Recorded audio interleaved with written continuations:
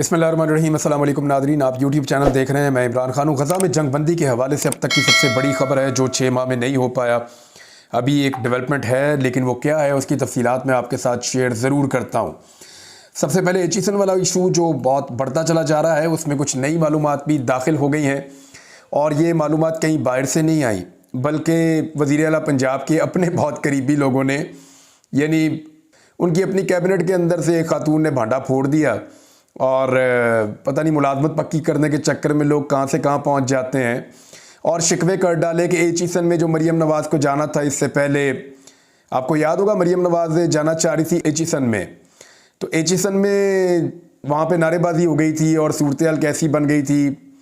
और यानी पूरे पाकिस्तान के अंदर ही ऐसे हैं, कहीं पे भी आप प्लान करके चले जाएं तो ये धांधली ज़्यादा हुकूमत को जैसे लोग इनका इस्तकबाल करते हैं वो तो सब जानते हैं। वज़ीर आला पंजाब का ओहदा तो मरीम नवाज़ ने ज़बरदस्ती लिया हुआ है फॉर्म 47 के ऊपर।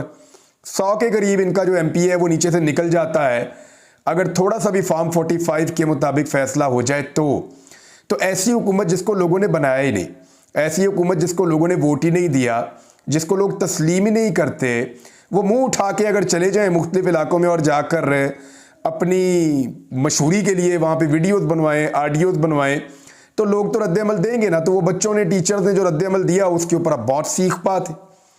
अब ये बात हमने नहीं की, ये बात किसी पाकिस्तान तरीके इंसाफ के बंदे ने भी नहीं की, पाकिस्तान के मीडिया ने भी नहीं की, हम लोगों ने भी नहीं की, ना किसी ने सोशल मीडिया पे फैलाई। ये बात खुद मरीम नवाज़ की टीम के अंदर से बाहर आई कि एक्चुअली बड़ी बेइज्जती हुई एचईसन के मामले में, तो ये वो बदला है बज़ाहिर जो लिया जा रहा है। अब ये जो प्रिंसिपल है इनके ऊपर ये भी एलिगेशन लगाया जा रहा है कि ये प्रिंसिपल और इनके कुछ साथी जो हैं वो भी इमरान खान को पसंद करते हैं। तो भाई पाकिस्तान का 70-80% जो है तबका अवाम का वो इमरान खान को अगर पसंद करता है, मैं आज की तारीख की बात कर रहा हूँ, कल को मैं नहीं जानता। एक वक्त नवाज शरीफ को भी लोग पसंद करते थे, फिर नवाज शरीफ ने इतनी डीलें की कि वो डीलर ही बन के रह गए।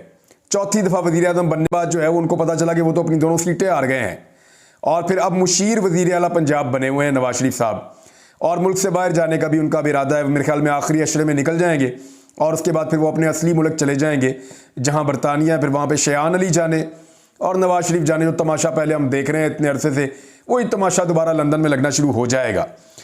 बहरहाल ये खुद ही उन्होंने बता दिया कि एक्चुअली गुस्सा था क्या, कि कहीं एचईसन की इंतज़ामिया पे गुस्सा था और इस मामले में निकालने का फैसला किया गया और इतना तंग किया गया प्रिंसिपल को कि प्रिंसिपल ने बेचारे ने रिज़ाइन कर दिया।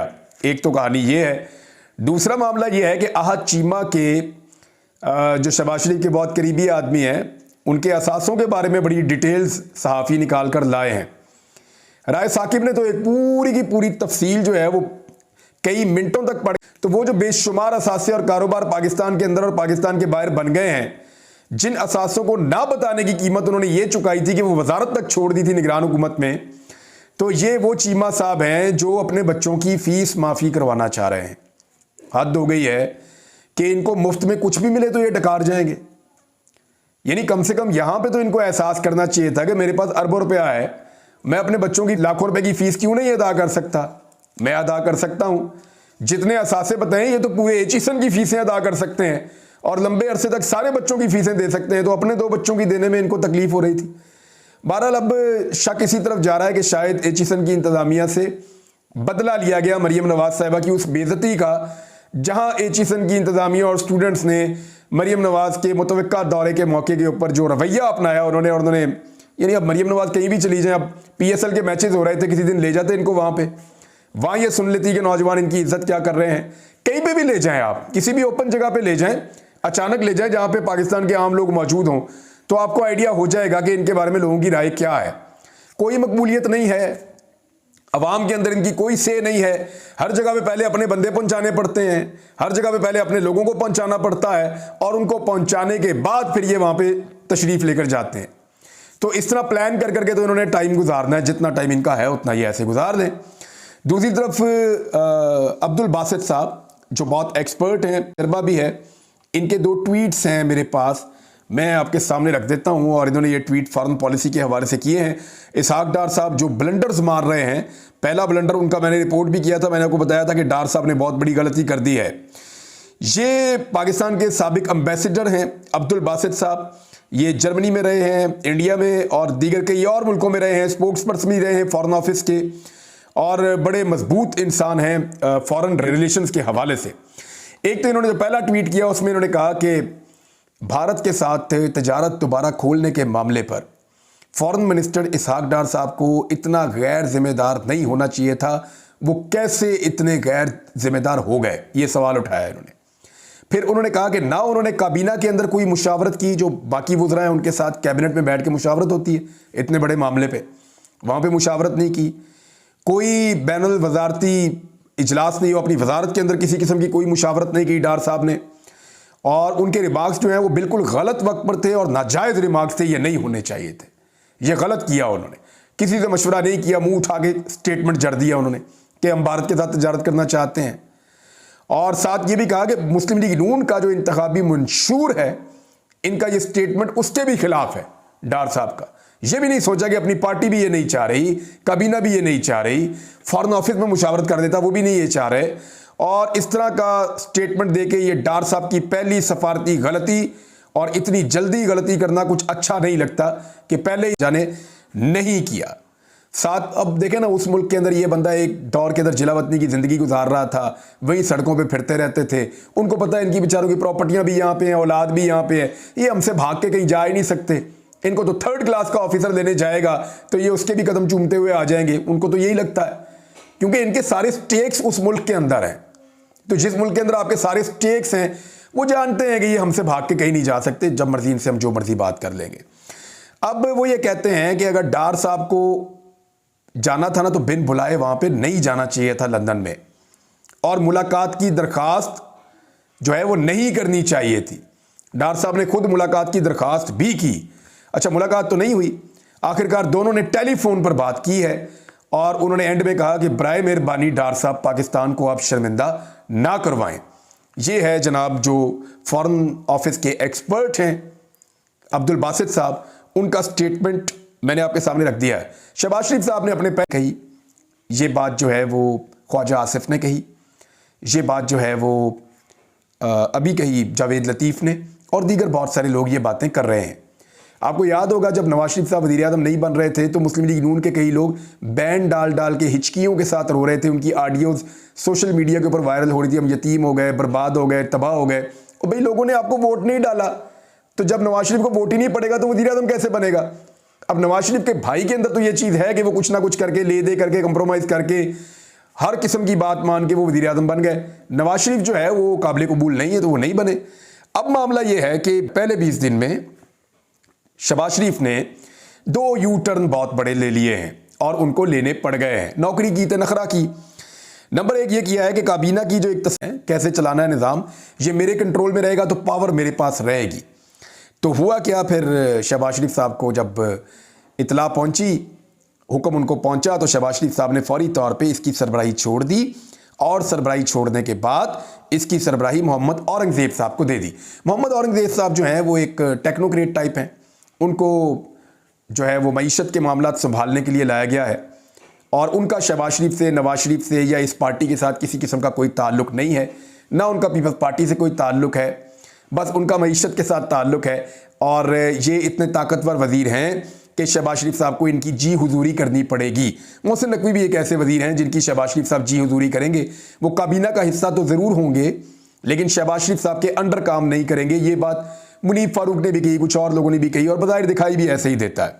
मोहम्मद औरंगज़ेब साहब को ये इक़्तिसादी राब्ता कमेटी जो है काबीना की, इसकी सरबराही दे दी गई है। इसहाक डार साहब को जो काबीना की कमेटी बराए निजकारी का सरबराह बनाया गया, क्योंकि निजकारी जब होती है, चीज़ें बिकती हैं तो बड़ा कमीशन आता है, बड़ी मौजें लगती हैं लोगों की, तो उसके ऊपर भी एतराज़ सामने आ गया। अब आप देख लीजिएगा वहाँ क्या होता है। और चेयरमैन इरसा की जो तकर्री का हुक्म दिया था, शहबाज शरीफ साहब ने तकर्री की थी चेयरमैन इरसा की, वो भी शहबाज शरीफ साहब को यू टर्न लेके वापस लेनी पड़ गई है। तो जनाब ये सूरत हाल है शहबाज शरीफ साहब की, और इस तरह वो पाकिस्तान में हुक्मरानी कर रहे हैं। अब एक जो बड़ी डेवलपमेंट है उसकी तरफ आप आ जाइए। एंटोनियो गुतेरेस, ये सेक्रेटरी जनरल हैं अक़वाम मुत्तहिदा के, इन्होंने 2 ट्वीट्स के अंदर वुड बी अनफॉरगिवेबल, ये कह रहे हैं जी कि हमने अभी मंजूर कर ली है, मैंने आपको पिछले वीडियो में बताया था कि ये होने वाली है, और एक करारदाद मंजूर की गई जिसका बड़ी देर से इंतज़ार किया जा रहा था। 6 माह तक लड़ाई चलती रही, मुसलमानों का, मासूमों का खून बहता रहा, घर गिरते रहे, जो वॉलंटियर्स हैं वो भी वहाँ पे शहीद होते रहे, डॉक्टर्स, मीडिया वाले, पैरामेडिक्स, बहुत नुकसान हुआ। और जब गज़ा एक मलबे का ढेर बन गया तो उसके बाद अब फाइनली ये मंजूर हो गई है। उस पर वो ये कह रहे हैं कि डिमांड कर रही है ये करारदाद के इमीडिएट सीज़ फायर हो और फौरी तौर पे तमाम कैदियों को रिहा किया जाए और इस करारदाद के ऊपर फ़ौरन अमल होना चाहिए। अगर इसमें नाकामी होती है तो ये नाकाबिले माफ़ी होगा। ये जो अल्फाज हैं ये बड़े अहम हैं। फिर जो नेक्स्ट उन्होंने एक और ट्वीट किया, उन्होंने कहा the fighting in Gaza must end now. Gaza के अंदर जो लड़ाई है वो फ़ौरन अब ख़त्म होनी चाहिए। The hostages must be released now. और अभी जो है वो कैदियों को या जिन लोगों को हिरासत में लिया गया उनको रिहा किया जाना चाहिए। And we must not lose sight of the big picture. और हमें जो एंड टू द इसराइली फलस्तीन conflict can only come through a 2 state resolution, कि यहाँ पे जब 2 रियासतें बन जाएंगी अलग अलग तो यही इस मसले का मुस्तकिल हल है। हमें उसको अपनी नज़र में रखना चाहिए। चाइना ने इसके ऊपर फौरी तौर पर स्टेटमेंट दिया है। रशिया ने इसमें मदद की है और जो चाइना का स्टेटमेंट है वो ज़ैंग जंग, ये मुस्तकिल नुमाइंदे हैं चाइना की जानिब से और अक़वाम मुत्तहिदा के अंदर ज़ैंग जुन ये कह रहे हैं जी China supported the adoption of this historic resolution, we have made numerous efforts in realizing immediate and lasting ceasefire, justice prevails। वो कह रहे हैं चाइना जो है वो सपोर्ट करता है इस करारदाद को और चाइना ने इसके हक में वोट डाला है। इससे पहले चाइना ने कहा था कि मुस्तकिल और फौरी जंग बंदी के लिए आप आ जाएं तो हम ये करते हैं करारदाद मंजूर। अब मुस्तकिल, अब आर्जी तौर पे जंग बंदी के लिए तो अमेरिका राज़ी था, लेकिन इसके ऊपर आपको हैरत होगी कि 15 जो वोटर्स थे, जिन 15 वोटर्स ने वोट डाला है उनमें सिर्फ एक वोट है जो इसके खिलाफ देने से कासिर है। जो उसका हल है वो ये है, लेकिन इसहाक डार साहब जैसा अगर कोई वज़ीर ख़ारजा आपके पास है तो वो तो अपने ज़ाती मामला देखने में ज़्यादा दिलचस्पी रखते हैं मेरे ख्याल में, और उनका कोई तजर्बा भी नहीं है वज़ारत ख़ारजा में। इससे पहले जो वज़ीर ख़ारजा मिला वो बिलावल ज़रदारी, उन्होंने अपनी इंटर्नशिप मुकम्मल की और उनकी वज़ारत ख़ारजा का नुकसान पाकिस्तान ने उठाया। और अब एक नया वज़ीर ख़ारजा मिला जिसका ख़ारजा के अंदर किसी किस्म का कोई तजर्बा नहीं है।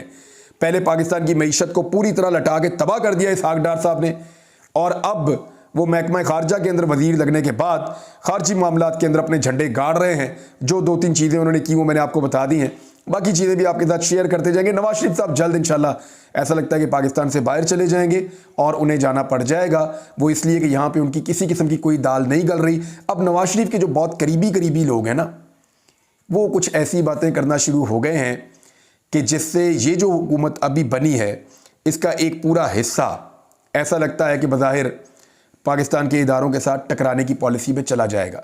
लेकिन अभी बहुत टाइम पड़ा है, अभी बहुत टाइम पड़ा है। ये गुड कॉप बैड कॉप खेलते रहते हैं और लंबे अरसे तक खेलने के ये आदी हैं। एक और चीज़ जो उनकी बहन ने स्टेटमेंट देते हुए इसका डिनाई किया है, उन्होंने कहा जी ऐसी कोई बात नहीं है, इमरान खान के पैसे हम जमा करवाते हैं जेल में, उनके घर वाले, और जिस वक्त वो पैसे ख़त्म हो जाते हैं तो फिर हम और पैसे भी जमा करवाते हैं। देखिए जेल के अंदर अभी मैं भी गया था तो ऐसे ही होता है, वो एक अकाउंट आपको दे देते हैं, उसमें आप पैसे जमा करवा देते हैं, उसमें आपने टेलीफोन करना हो, कुछ खाना हो, कुछ खाने के लिए मंगाना हो, कुछ आप एक्स्ट्रा खाना चाहते हो तो वो उन पैसों में से खर्च करके आपको खिलाते रहते हैं। तो अगर ये उनकी बात ठीक है तो फिर तो इमरान खान साहब अपने पल्ले से खा रहे हैं। बहरहाल अब तक के लिए इतने, अपना ख्याल रखिएगा, अपने चैनल का भी। अल्लाह हाफ़िज़।